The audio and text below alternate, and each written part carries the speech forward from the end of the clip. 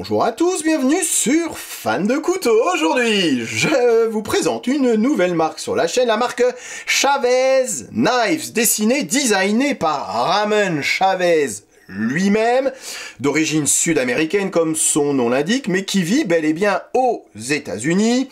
Alors je vous la fais très courte parce qu'à chaque fois c'est la même histoire. Il a toujours été fan de couteaux, il a commencé dans son garage avec des couteaux custom. Il a depuis lancé sa marque de couteaux de production avec la Red Line, le Red Label, la boîte rouge, et depuis peu, il a lancé la Blue Line, Blue Label, la boîte bleue, avec des couteaux un petit peu plus accessibles financièrement. Donc, les deux du dessous, avec ce manche titane, ce frame lock, font partie de la Red Label, et les trois du dessus, avec le manche en micarta, fait partie de la Blue Label. Pour moi, la grosse force de ces couteaux Chavez, c'est déjà le design. On reconnaît un Chavez, un couteau Chavez au premier coup d'œil, et je le dis assez régulièrement, mais je pense, en tout cas, que pour un coutelier, le plus difficile, c'est vraiment de trouver son identité visuelle, sa touche, sa patte. Et là, honnêtement, au premier coup d'œil, on sait qu'on a affaire à un couteau Chavez. En plus, vous avez une identité un petit peu, voilà, qui est soulignée, travaillée au niveau du clip poche, avec ce clip poche façon skull, façon crâne, qui renforce un petit peu le côté badass de ces couteaux, mais qui donne encore quelque chose en plus. Vous voyez ce clip poche, vous savez qu'on a affaire à un couteau Chavez. Alors après, si vous n'aimez pas ce clip poche, pas de souci, puisque dans chacune des boîtes, vous avez un clip poche un petit peu plus sobre, un petit peu plus discret, je vous l'accorde, mais voilà, ça fait partie intégrante, je trouve, ce clip poche d'un couteau Chavez. Ce qu'il faut retenir, que ça soit de la Red Line ou de la Blue Line, c'est qu'on est sur des couteaux franchement badass. On est sur du heavy duty, on est sur du couteau costaud, du couteau balèze, du couteau massif, sans être forcément sur des grands couteaux, hein, mais on est sur des couteaux, voilà, avec des plaquettes assez épaisses, avec un style très affirmé, vous voyez, avec un grand flipper qui dépasse ici, avec des grosses cannelures sur le dessus de la lame qui donne justement ce côté assez agressif, ce côté franchement badass, et ce qui frappe, ce qui choque finalement quelque part. Et c'est vrai que j'ai été, alors choqué non, mais ça m'a un petit peu surpris. La première fois que j'ai manipulé ce modèle RCK9, j'ai été surpris par ce côté massif du couteau, honnêtement, par rapport à la taille du couteau. Je vous donne juste, voilà, sa taille c'est 18 cm pour 8 cm de taille de lame. On est en présence d'un couteau extrêmement, enfin de plaquettes, et d'un couteau extrêmement massif, de plaquettes extrêmement épaisses, ici en titane, qui n'ont pas été ajourées. On a ce côté assez massif à chaque fois qu'on manipule un couteau Chavez. Ici, ce couteau pèse 142 grammes quand même, et c'est vrai que par rapport à sa taille, voilà, on sent qu'on a du couteau dans la main, on sent qu'on est en présence d'un couteau massif, d'un couteau heavy duty, taillé pour les grosses tâches du quotidien. Je continue sur les caractéristiques communes entre ces deux gammes de couteaux. Vous allez voir qu'il y a quand même, bien évidemment, des grosses différences entre la rouge et la bleue. Mais il y a vraiment une caractéristique, en plus de ce clip poche, en plus de ce côté robuste, de ce côté massif, de ce côté badass, il y a vraiment une chose qui frappe quand on manipule les couteaux, c'est ce ressenti de qualité. Alors, ce qu'on sait de sources sûres, c'est que la Red Line, la gamme rouge, est fabriquée chez Reate en Chine. C'est marqué sur le site Chavez. Vous connaissez la marque Reate. C'est sans doute l'une des marques chinoises qui nous propose les couteaux de production les plus haut de gamme. La boîte bleue, la Blue Line, on ne sait pas, je ne sais pas où c'est fabriqué. Est-ce que c'est toujours fabriqué chez Reate ? Je ne sais pas. Certains pencheraient plus pour du Bestech. J'ai envie de vous dire, peu importe, on connaît la qualité des couteaux Bestech, et ici, la qualité match parfaitement avec le côté robuste des couteaux. Je m'explique, on est sur des détentes qui sont réglées très costauds. Il faut vraiment y mettre une sacrée pression pour pouvoir ouvrir le couteau, que ça soit avec les thumb studs ou ici avec le flipper. On est sur des ouvertures explosives, sur des détentes qui sont réglées, ouais, un petit peu fortes, et ça, c'est pas pour me déplaire. Vous pouvez secouer les couteaux dans n'importe quel sens, il n'y a aucun risque que le couteau ne s'ouvre par inadvertance. C'est ce qui renforce aussi un petit peu ce côté robuste du couteau, ce côté costaud du couteau. J'ai envie de vous dire que la qualité va de pair avec ce qu'on ressent lorsqu'on manipule ces couteaux. Toutes les lames sont parfaitement centrées. Bien évidemment qu'on est sur du roulement à billes avec des lames qui redescendent toutes seules. Alors, Je vous parlerai des différences dans 2 petites secondes. Il y a forcément des différences entre un Framelock titane et un liner lock en acier inoxydable. Mais là encore, je trouve que les finitions matchent parfaitement l'identité et ce que Chavez a voulu faire de ses couteaux. Comme je vous ai dit, on est sur du badass, on est sur du robuste, on est sur du costaud. Donc vous voyez ici par exemple la visserie du manche n'est pas fondue à l'intérieur de la plaquette. Non, elle dépasse légèrement, ce qui apporte un petit peu plus de grip et ce qui donne encore une fois et ce qui renforce un petit peu cette identité de couteau, voilà, travaillé, de couteau un peu robuste, de couteau avec un look, avec un style, avec une prise en main peut-être un petit peu plus agressive que sur un petit couteau lightweight. Ça a été la mode et c'est toujours la mode du couteau lightweight. Je vous ai présenté pas mal de couteaux, voilà, ils sont tous à la recherche du bug out killer. Ici, c'est finalement tout l'inverse. Voilà, s'il n'a pas voulu faire un petit couteau léger qui disparaît dans la poche, non, il a voulu faire un vrai couteau costaud, robuste, badass, avec des belles finitions, mais des finitions qui sont finalement à l'image du couteau. Vous voyez ici au niveau des plaquettes, vous avez les platines qui dépassent légèrement des plaquettes, ça apporte un petit côté un petit peu plus grippant, une prise en main certainement un petit peu plus agressive que si les plaquettes et les platines avaient été parfaitement alignées. Et puis ces grosses cannelures sur le dessus de la lame ici, pareil, hein, qui rajoutent vraiment ce côté, voilà, ce côté très agressif, même au niveau de la prise en main. Et je trouve qu'il match parfaitement avec l'image du couteau Chavez. Bien évidemment qu'il va y avoir des différences entre ces 2 gammes de couteaux. On divise le prix par 2 lorsqu'on passe de la gamme rouge à la gamme bleue. Est-ce qu'on divise la qualité par 2? Absolument pas. C'est justement ce que j'ai essayé et là où j'ai insisté il y a 2 petites secondes. On ne divise pas la qualité par 2. Alors bien évidemment, exit le Framelock titane, bonjour le liner lock micarta. Exit le M390, bonjour à l'acier Elmax. Et j'ai envie de vous dire, ravi de te voir ici, acier Elmax. On est sur des couteaux 2 fois moins chers, avec un acier qui n'est pas, et largement pas 2 fois moins bien que du M390. Cet acier Elmax pourrait même aller rivaliser avec du M390, certainement un petit peu plus robuste que de l'acier M390, donc ça fait vraiment plaisir de voir sur des couteaux qui coûtent en moyenne 200 € de l'acier Elmax avec cette qualité de fabrication. Ici, on est sur des couteaux, donc vous l'aurez compris, qui avoisinent quand même les 400 €.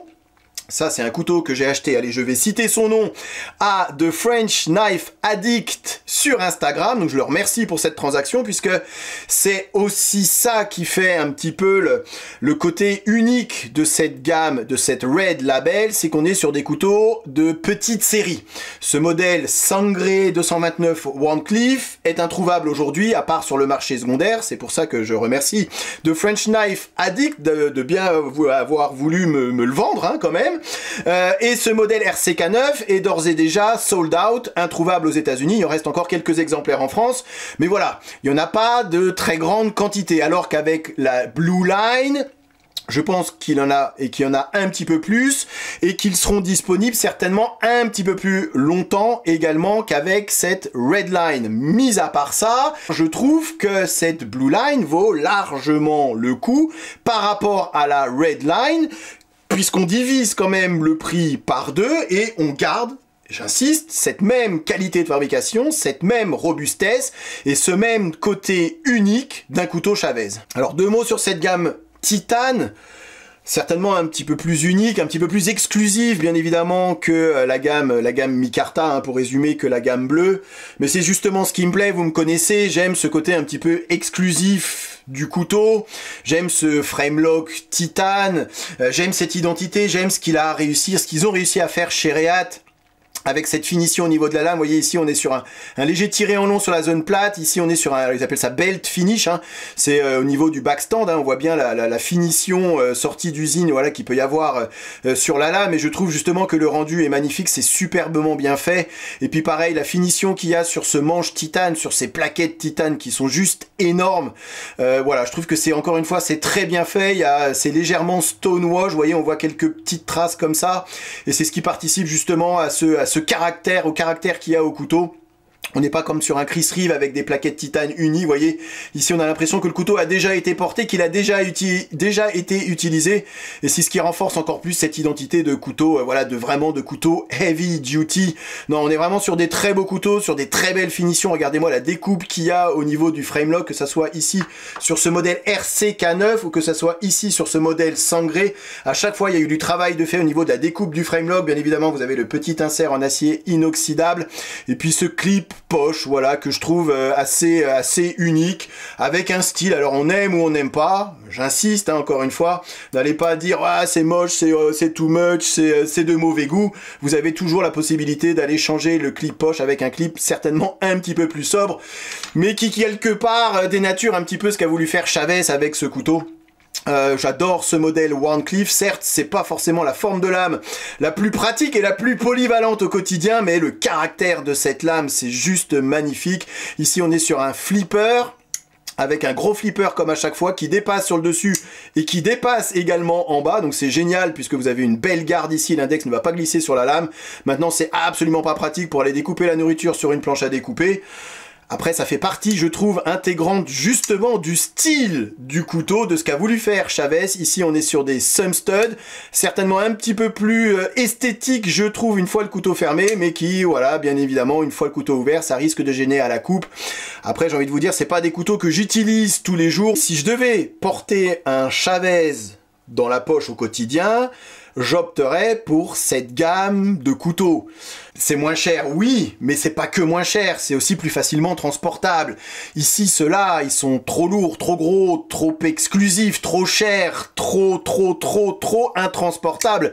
Et puis avec des formes de lames, honnêtement, qui sont pas forcément des lames qui sont, voilà, des formes de tranchants très polyvalents au quotidien. Donc, si je devais transporter un Chavez, c'est clair et net que j'opterais plutôt pour cette gamme de couteaux Chavez, qui reste malgré tout un petit peu plus facilement transportable. Celui-ci, je le mets un petit peu à part, je vous le présenterai en dernier, mais où je vous le présente maintenant parce que je trouve qu'il n'a pas trop d'intérêt comme ça. C'est le modèle Chubb. Alors il existe un Chubb Flipper Liner Lock, pareil je vous avais présenté ce genre de, alors est-ce qu'on peut appeler ça un couteau, de couteau cutter, vous savez, avec ces lames de cutter interchangeables. Ici ça coulisse, vous avez voilà la possibilité pareil de faire coulisser la lame du cutter, de la sortir, et puis vous pouvez également, c'est un peu ça la force de ces couteaux cutter, c'est que vous pouvez changer la lame lorsque ça ne coupe plus. Donc on garde bien évidemment ce clip poche, mais voilà, ça, donc ça c'est le petit Chubb. Bon, je le mets à part puisqu'on n'est pas vraiment sur un vrai, en termes, voilà, je peux pas appeler ça un couteau, c'est plutôt un cutter, ou un couteau façon cutter, ou un cutter façon couteau, c'est comme vous voulez. Donc ici, 3 modèles chez la boîte bleue. Vous avez ici le TAC, T-A-K, 170 €. Ici, le modèle intermédiaire, c'est le Redemption Street. Street, souvenez-vous, Street, EDC, voilà, couteau de la rue, couteau qu'on transporte dans la poche lorsqu'on sort. Donc, de taille, je trouve, en tout cas, c'est la taille qui me correspondrait le mieux. On est sur un couteau ici qui mesure 18,5 cm. Donc, vous voyez, on est sous mes 19 cm. La longueur de la lame, c'est 8 cm. Le poids, c'est 130 grammes. Alors, oui, ça dépasse de 10 grammes, ce que je dis souvent, les 120 grammes, voilà, pour en faire un bon couteau de poche. Maintenant, je vous l'ai dit, on est sur du robuste, on est sur du costaud, on est sur du massif, et donc à 130 grammes finalement c'est pas déconnant, on n'a pas l'impression en tout cas de se trimballer une enclume dans la poche. Et ici c'est un modèle un petit peu plus grand, c'est le Redemption 229. Ce qu'il faut retenir, Redemption 229 c'est le grand, le Street c'est l'intermédiaire, pardon, et le TAC, c'est le petit. À chaque fois, vous avez alors différents types de plaquettes, il y a du micarta, il y a du G10, il y a du carbone, différentes finitions de lames, lame satin, lame noire, et également différentes formes de lames. Ici, lame drop point, et vous avez ici une lame tanto également disponible à chaque fois sur chacun des modèles. Vous me connaissez, je préfère certainement une lame un petit peu plus traditionnelle, lame drop point qu'une lame tanto, et puis cette finition satin que j'aime beaucoup. Et puis c'est pas parce qu'on divise le prix par deux que la qualité et les finitions sont divisées par deux également. Alors on retrouve bien évidemment le petit logo Chavez sur la lame, et ici au niveau du plat de la lame un léger stonewash, et puis ce belt finish comme ils appellent, ces traces d'usinage au niveau de l'émouture, faux tranchant sur le dessus de la lame. Et oui, on garde ce côté agressif quand même cette identité Chavez, des grosses cannelures sur le dessus de la lame, assez agressive là également. Pourquoi pas envisager de travailler avec des gants si vous pensez travailler très longtemps avec votre couteau, hein, ça vous évitera de vous ruiner le pouce. Et on n'est pas sur un tranchant particulièrement épais, on a suffisamment de hauteur de lame pour arriver à un tranchant assez fin, ce qui en fait un très bon slicer. Vous voyez ici la plaquette opposée au liner lock a bien été découpée afin de pouvoir aller choper le liner lock très facilement. Comme je vous ai dit, la lame redescend toute seule grâce au roulement à billes. Non, c'est vraiment hyper bien fait. On garde encore cette identité visuelle Chavez avec ce gros casse-goutte qui n'est pas un finger choil. Hein. Ici, on peut pas considérer ça comme un finger choil. C'est vraiment un énorme casse-goutte et qui renforce encore un petit peu plus cette identité visuelle des couteaux Chavez. Deux sortes d'ouvertures, thumb stud ou flipper, comme c'était déjà le cas sur ces deux modèles Titan, des gros flippers, hein, des grands flippers qui dépassent à la fois couteau fermé et couteau ouvert. Ça aussi, ça fait partie de l'identité visuelle des couteaux Chavez. Comme ça, il y en a véritablement pour tout le monde, pour tous les goûts, du grand, du moyen, du petit, du thumb stud, du flipper, des lames noires, des lames satin, toujours avec cet excellent acier Elmax qui font, à mon sens, de cette nouvelle gamme Chavez une vraie réussite. Pour tous ceux qui trouvaient que les boîtes rouges ou que les couteaux Chavez auparavant étaient trop chers, trop exclusives, voire certains modèles d'ores et déjà introuvables, vous avez aujourd'hui la possibilité, pour beaucoup moins cher, de manipuler, d'acheter un couteau Chavez. On garde cette même qualité, on garde cette même robustesse, on garde cette même identité visuelle, on garde ce même clip poche dans un package beaucoup plus facile à transporter au quotidien et bien évidemment beaucoup plus accessible financièrement que cette gamme Framelock Titan. Allez, moi, je m'arrête ici, je vous remercie d'avoir regardé cette vidéo et je vous dis à très bientôt sur Fan de Couteaux. Salut. Présentation, comparaison avec d'autres modèles et test de coupe en fin de vidéo comme d'habitude. Ok, allez, voyons voir ce que ça donne. Rasoir. Encore une fois, les goûts et les couleurs. C'est simple et efficace. Je suis faible, j'achète. Il n'y en aura pas pour tout le monde.